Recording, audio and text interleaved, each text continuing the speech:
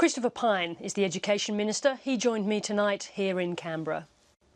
Christopher Pyne, welcome to 7:30. Thank you, Sarah. Now, the unity ticket that you had with Labor before the last election on education funding is now officially over.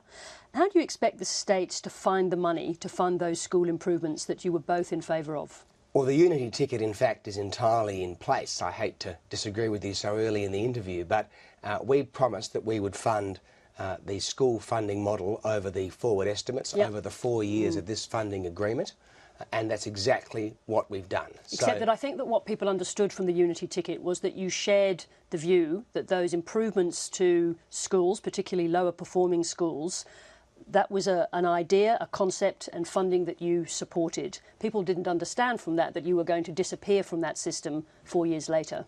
Well, we're not. So the new school funding model remains in place for 4 years, as we promised before the election.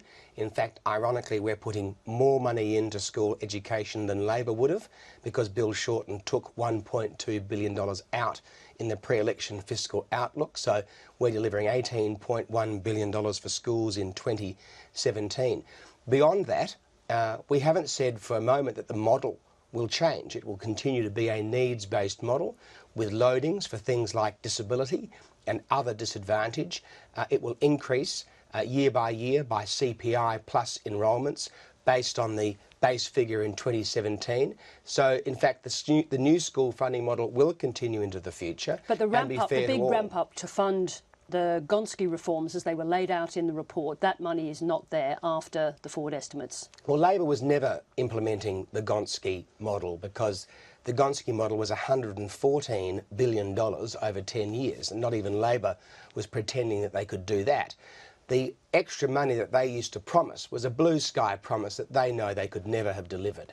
And if they promised to deliver it now, the question will be to them, well, where is the money coming from? Well, let's talk about the $80 billion that your government has decided to remove from the states over 10 years. Part of that is education funding, it's health and it's education. How do you think the states are going to replace that money without coming to you and asking for a raise in the GST? Well, Colin Barnett got it right today. He said that the states run public hospitals, the states run public schools. In the budget last night, their funding for the next 4 years was locked in place. We're talking about the $80 billion over 10 years. They Yes, say no treasurer. they can't afford to run those schools and those hospitals without that money. So what is it that you're trying to achieve by making such a large cut over the 10 years? We're not making that kind of cut, because no state treasurer worth their salt would have banked their house on blue sky promises that the Labor Party put into the budget 10 years from now. Do you think that those state treasurers at the same time expected to see a Liberal government deliver them an $80 billion cut? Well, I think Colin Barnett got it right today. And what about the other premiers? Did they get it right as well? Colin Barnett is not complaining, because Colin Barnett makes the both quite sensible point that the states should be responsible for their schools and for their hospitals, and they have a 4-year funding agreement which is locked in place in the budget last night. It shows an increase in spending in my portfolio, a very substantial one at that, delivers more than Labor would have delivered, and I don't think the public out there believe that Labor's blue sky promises from the past. Okay, we've heard about the blue sky now, promises. We have rules about repeating lines. That's just not on. So well, let's just stay with the GST. We should have rules about repeating the same questions. Well, then. This isn't the same question. You've just mentioned the Premier of WA, but we've heard from the Premiers of Victoria, of New South Wales and Queensland, who say they cannot afford to run their schools without that money, and they weren't expecting anything like that $80 billion cut that you delivered them. Well, you just repeated the same question, and my answer remains the same, but at risk of repeating it, I'll move on to a different subject. No, because I'm asking you about the criticisms from those premiers. You've only talked about Colin Barnett. They are hugely critical of that move. So let me ask you a slightly different question. Was this a wedge to get the states to come to you for a raise in the GST? Of course not. We want to treat the states like adult sovereign governments, and I think they should want to be treated that way. Now, they run their own schools, they run their own hospitals.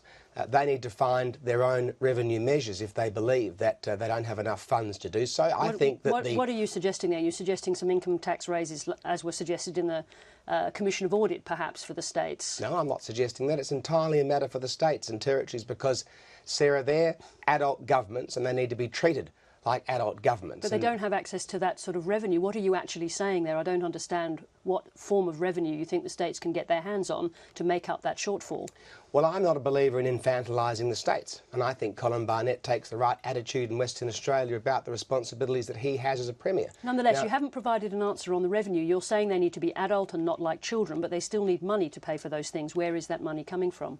Well, that's a matter for the state treasurers. I'm sorry, but we are going to stay with this, because what you're doing is you're saying that the states and the territories should be adult. They should find some money, but as you well know, there is no money. There is no alternative stream of revenue. So what is it exactly that you're talking about? Well, Sarah, I'm not going to let you try and put words in my mouth or try and fluster me on television, which is obviously what you're trying to do, because that's your interviewing style. No, far from it. I'm simply asking for a proper answer to the question. And I've given you say one. Revenue. What is that form of revenue that the states can get access to? And territories have many sources of revenue that they can decide to either increase, to decrease, to create new sources if that's what they decide, or they can cut their cloth to suit their circumstances. What sort of sources? I'm just asking you to be specific. Give me I'll an leave that example. up to the states and territory treasurers to determine their best taxing methods. I'm not a state and territory treasurer.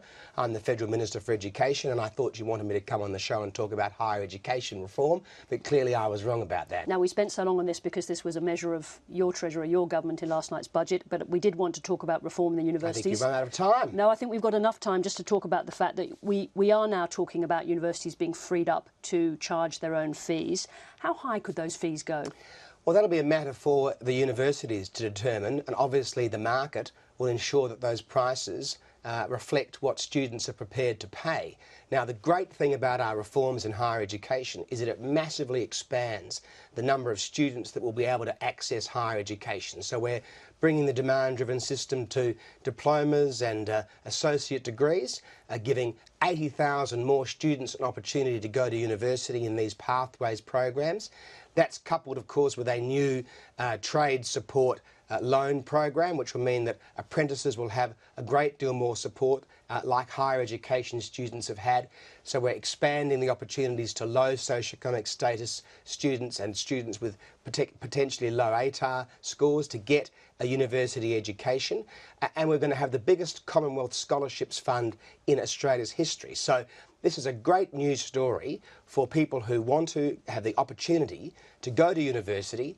They'll earn 75% more than people who don't have university degrees, and they can borrow every dollar from the taxpayer, whatever the fees. Now, but just briefly, in terms of how high those fees could go, because surely if those fees go up to, say, 100,000 or even 200,000 for a medical or a law degree at one of the top universities, that's going to be a disincentive for people from lower income families who may not have access to one of those scholarships you talk about. Well, there's absolutely no evidence for that whatsoever. The evidence indicates that students don't like paying fees. They don't like having to borrow from the taxpayer and pay it back later when their income is over $50,000, but it does not deter them from going to university. In fact, we have record numbers of students at university. 577,000 students are doing higher education in Australia. So this system's been in place for many years. It has had no impact on students going to university because they know they can borrow every dollar, and they start paying back, Sarah, at 2% of their income when they earn over $50,000 a year. Christopher Pyne, that's all we've got time for, and I hope you're not flustered, but thank you very much for coming in. I don't feel flustered. It's a pleasure to be with you. Thank you.